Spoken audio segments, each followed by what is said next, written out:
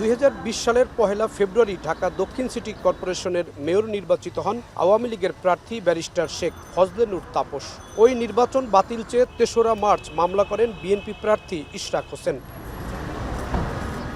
গেল বছর গণ অভ্যুত্থানে 5 আগস্ট শেখ হাসিনা সরকারের পতন হয়, অপসারিত হন মেয়র তাপস।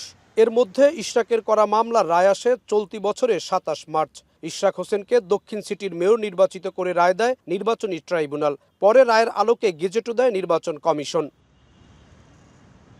নির্বাচনী ট্রাইব্যুনালের রায় ও শপথ নিয়ে 13 মে রিট হয় হাইকোর্টে। রিট আবেদনে অভিযোগ করা হয় স্বাক্ষর জালিয়াতি করেছেন ইশরাক হোসেন, বদলে ফেলেন সাক্ষীর তালিকাও। নির্বাচন বাতিল চাওয়া মামলায় আবেদন করেন নিজেকে মেয়র ঘোষণার জন্য।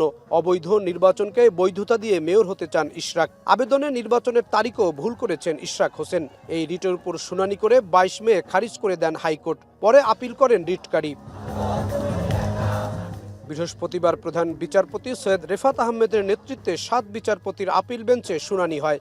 শুনানিতে নির্বাচন কমিশনের ভূমিকায় উষ্মা প্রকাশ করেন আপিল বিভাগ। আইন মন্ত্রণালয়ের পাঠানো চিঠিকে অপ্রয়োজনীয় সিদ্ধান্ত বলেন প্রধান বিচারপতি। ইশরাকের ইস্যুতে নির্বাচন কমিশন সঠিক সিদ্ধান্ত নিতে ব্যর্থ হয়েছে বলেও ক্ষোভ প্রকাশ করেন সর্বোচ্চ আদালত। আপিল বিভাগ লিভ টু আপিলের নিষ্পত্তি করে আদেশ দেন নির্বাচন কমিশনকে এ বিষয়ে সিদ্ধান্ত নিতে। পরে গণমাধ্যমকে ইসির আইনজীবী বলেন, নতুন করে আর গেজেট করতে হবে না। আপিলেট ডিভিশন এই ভিডিওটাকে সামনে এনেছেন এবং তারা বলছেন যে ইলেকশন কমিশনের সাংবিধানিক দায়িত্ব পালনের ক্ষেত্রে অন্যের মুখাপেক্ষি হওয়ার প্রয়োজন ছিল না, প্রয়োজন নাই। এবং এই অবজারভেশনের উপরই তারা অবজারভেশন দিয়ে আপিলটা নিষ্পত্তি করছেন বলে তারা ভার্বালি এটা তাদের অভিমত প্রকাশ করেছেন। সেখানে নির্বাচন কমিশনের গেজেটটাকে বাতিল ঘোষণা করে কোনো সিদ্ধান্ত প্রকাশ করেন নাই। এই গেজেটটা বহাল রয়ে গেছে। ইলেকশন কমিশন যে গেজেট করেছেন এটা ইলিগাল করেছেন এই মর্মে কোনো সিদ্ধান্ত আপিল বিভাগ থেকে প্রকাশ্যে আসেন নাই। এখন পরিপূর্ণ জাজমেন্ট পাওয়ার দেখা যাবে যে আর বাকি কি অবজারভেশন দিয়ে এটা নিষ্পত্তি করেছেন। এদিকে ইশরাকের আইনজীবী বলেন, আদালতের এই আদেশের পর শপথ না পড়ানো হবে আদালত অবমাননা। Election commission cannot back out from their earlier opinion.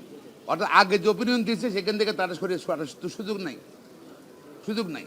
সুতরাং তারা একই রকম সিদ্ধান্ত নিলে শপথ দিতে সরকার বাধ্য হবে। যদি শপথ না দেয় সরকারের পক্ষ থেকে তারা আইন মানে না, আইনের ব্যত্যয়তা এসে এটা জনসমক্ষে চলে আসবে। তাই সরকার কিন্তু অনেকভাবে ক্ষতিগ্রস্ত হবে। ইসি নির্বাচনী ট্রাইব্যুনালের রায়ের বিরুদ্ধে আপিল না করলে আবারও আইনি পদক্ষেপ নেওয়ার কথা জানান রিটকারী আইনজীবী।